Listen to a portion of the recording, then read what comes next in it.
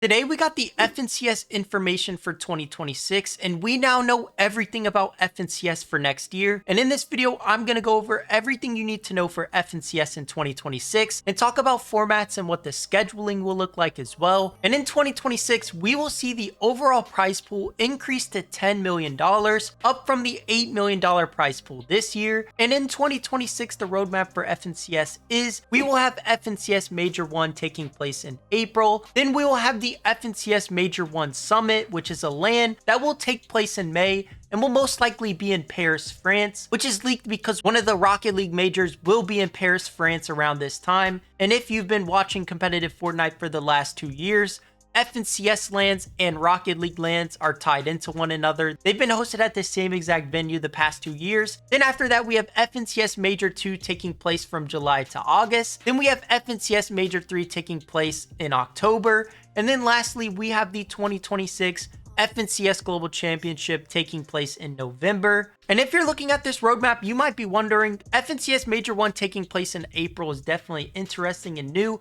Yes, we will not have an FNCS in Chapter 7 Season 1, so there will be no FNCS this season. And instead of FNCS this season, we will have the Trial Cup on January 31st, followed by 4 straight weeks of Divisional Cups to finish off the season. We have Divisional Cups from February 2nd all the way through February 28th. And there's 2 interesting things to note. The top 600 players will stay in Division 1 from Chapter 6 Season 4. So those players will not have to play the Trial Cup. There will already be a handful of players in Division 1. And then in the Trial Cup, you will not be able to get Division 1. So if you currently are not Division 1 in Fortnite, all you're playing for in the Trial Cup is to get back into Division 2. And to get to Division 2, all you need to do is place top 1,000 on any region. Yes, any region, top 1,000 on EU, all the way to top 1,000 on OCE. That's all you need to do to get into Division 2. And these will be region locked, so you can only play one FNCS Trial Cup. But other than that, the FNCS Divisional Cup format is pretty much the exact same. There will be 5 divisions on EU and NA Central, and then on all the other regions, there will only be 3 regions. And once again, there will be 2 days of qualifiers, and each day you can rank up if you're not Division 1. So you can jump from, let's say, Division 3 all the way to Division 1 in 1 week. And then we'll also, once again, have that Division 1 finals at the end of the week, where those 2 qualifier days combine for Division 1. So Division 1 will have the same 2-day qualifier with combined points to make finals. And then all the other divisions will be that you can rank up each day format. Now moving on to the FNCS format for 2026. This is how the format will work for every single region. There will be a playing stage which you will need to be Division 1 to compete in. So you have the Divisional Cups in February all the way to April, which will be Major 1 to get Division 1, or else you cannot play in the play-in stage. And the play-in stage will be 2 days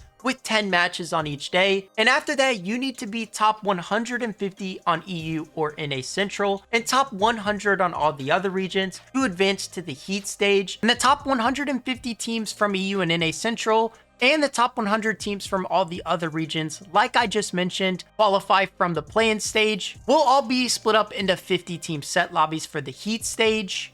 And each heat stage will have 5 matches on every single region. The only difference being there will be 3 heats on NA Central and EU, and then 2 heats on all the other regions. In any heat stage, there will be 5 matches, and if you win any of those matches, you will automatically advance to the major finals. So a format we are very accustomed to, win and get in for the FNCS major finals. And on EU and NA Central, outside of those 15 teams that qualify via the Victory Royales, the top 10 teams in each heat will also advance to the major finals. So 15 teams via Victory Royales and 30 teams via consistency. And then on all the other regions, it will be top 18 consistency advance through each heat.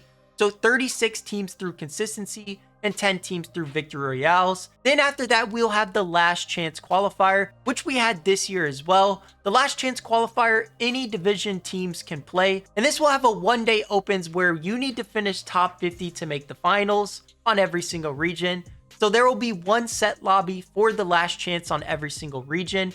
And in the last chance lobby, there will be 5 games on NA Central and EU and 4 games on all the other regions, and you need to win one of these matches to make the FNCS Major Finals. So overall on EU and NA Central, there will be 45 teams that qual through the heat stage, and then 5 teams that qual through the last chance stage. And then on all the other regions, there will be 46 teams that qual through the heat stage, and then 4 teams that qual through the last chance stage. And that will make up the 50-team FNCS Grand Finals field on all regions. Now talking about the FNCS Majors, we will have FNCS Major 1 in April, and then the FNCS Summit LAN taking place just 1 month after that. And the top performing teams in FNCS Major 1 will actually qual to the FNCS Summit LAN instead of the FNCS Global Championship. So there will be no teams that qualify to the end of year LAN from FNCS Major 1.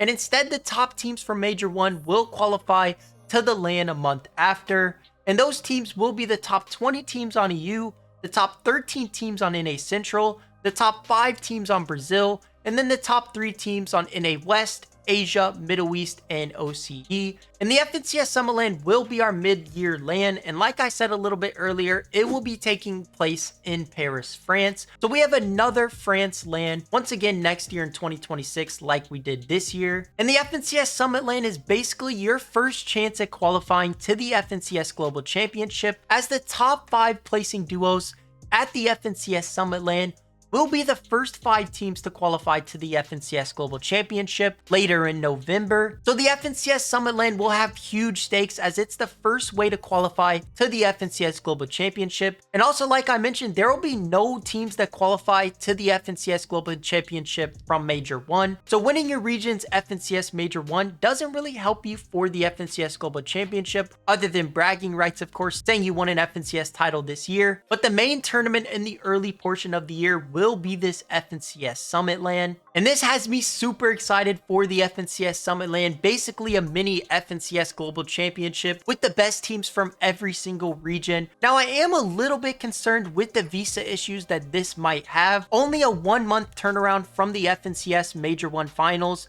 to the FNCS Summit LAN. I think we could run into a lot of visa issues. But then the last thing we have to talk about is the FNCS Global Championship and the regional breakdown for 2026's Global Championship. And the regional breakdown will be: EU will have 17 teams, NA Central will have 11 teams, Brazil will have 5 teams, and Asia, Middle East, OC, and NA West will all have 3 teams.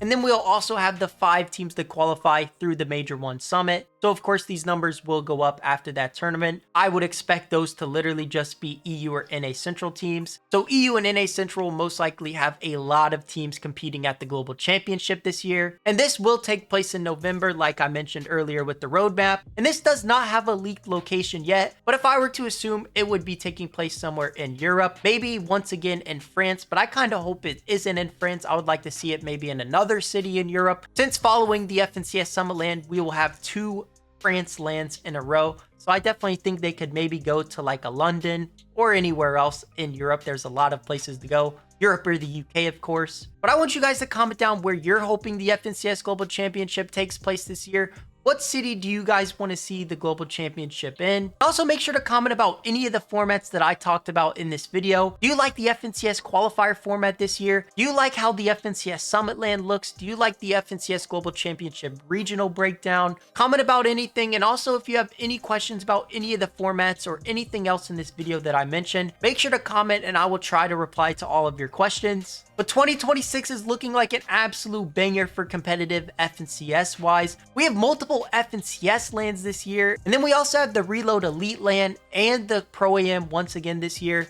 that we didn't even get to talk about. We'll talk about those in future videos whenever they get fully announced. But this year is going to be absolutely huge for competitive.